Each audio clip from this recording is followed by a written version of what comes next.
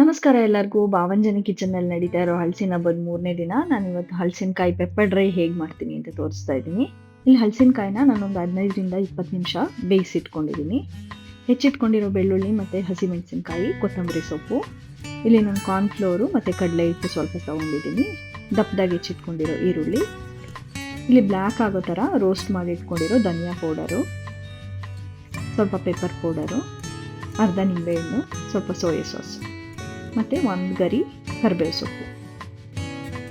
ಈಗ ಒಂದು ಪಾತ್ರೆಗೆ ನಾನು ಸ್ವಲ್ಪ ಬೇಯಿಸಿಟ್ಕೊಂಡಿರೋ ಹಲಸಿನಕಾಯಿ ಹಾಕ್ತಾಯಿದ್ದೀನಿ. ಇದಕ್ಕೆ ಉಪ್ಪು ಮತ್ತು ಕಾರ್ನ್‌ಫ್ಲೋರು, ಕಡಲೆ ಹಿಟ್ಟು, ಸ್ವಲ್ಪ ಪೆಪ್ಪರ್ ಪೌಡರು, ಒಂದು ಸ್ವಲ್ಪ ನೀರು ಹಾಕಿ ಇದನ್ನ ಕಲಸಿಟ್ಕೋಬೇಕು. ಈಗ ಒಂದು ಬಾಣಲಿಗೆ ಎಣ್ಣೆ ಹಾಕಿ ಎಣ್ಣೆ ಕಾದಾದ್ಮೇಲೆ ಇದನ್ನು ಡೀಪ್ ಫ್ರೈ ಮಾಡ್ಕೋಬೇಕಾಗತ್ತೆ.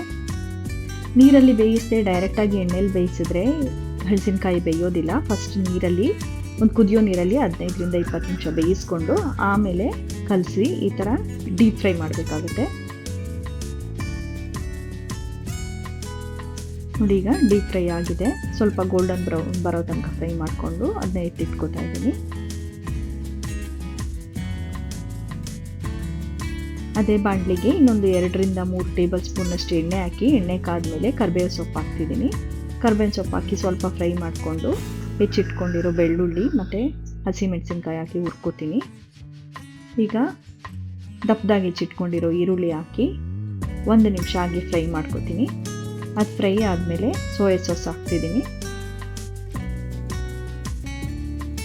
ರೋಸ್ಟ್ ಮಾಡ್ಕೊಂಡಿರೋ ಧನಿಯಾ ಪೌಡರು ಮತ್ತು ಒಂದು ಸ್ವಲ್ಪ ಪೆಪ್ಪರ್ ಪೌಡರು ಇದನ್ನ ಹಾಕಿ ಸ್ವಲ್ಪ ಚೆನ್ನಾಗಿ ಕಲಿಸ್ಕೊಂಡು ಡೀಪ್ ಫ್ರೈ ಮಾಡ್ಕೊಂಡಿರೋ ಹಲಸಿನಕಾಯಿ ಹಾಕಿ ಸ್ವಲ್ಪ ಮಿಕ್ಸ್ ಮಾಡಿಕೊಂಡ್ರೆ ಹಲಸಿನಕಾಯಿ ಪೆಪ್ಪರ್ ಡ್ರೈ ರೆಡಿ ಆಗುತ್ತೆ.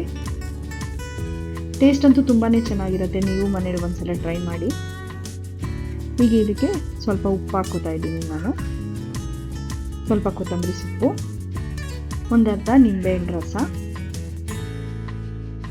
ನಿಂಬೆಹಣ್ಣು ರಸ ಆಪ್ಷನಲ್ಲು, ನೀವು ಬೇಕಂದರೆ ಹಾಕೋಬೋದು, ಬಟ್ ಹಾಕಿದ್ರೆ ಟೇಸ್ಟ್ ಇನ್ನೂ ಚೆನ್ನಾಗಿರುತ್ತೆ. ಇದೆಲ್ಲ ಹಾಕಿ ಚೆನ್ನಾಗಿ ಮಿಕ್ಸ್ ಮಾಡಿಕೊಂಡ್ರೆ ಪೆಪ್ಪರ್ ಡ್ರೈ ರೆಡಿ ಆಗುತ್ತೆ. ರೆಸಿಪಿ ಇಷ್ಟ ಆದರೆ ಲೈಕ್ ಮಾಡಿ, ಹಾಗೆ ನಿಮ್ಮ ಫ್ರೆಂಡ್ಸ್ ಆ್ಯಂಡ್ ಫ್ಯಾಮಿಲಿ ಕೂಡ ಶೇರ್ ಮಾಡಿ. Thank you.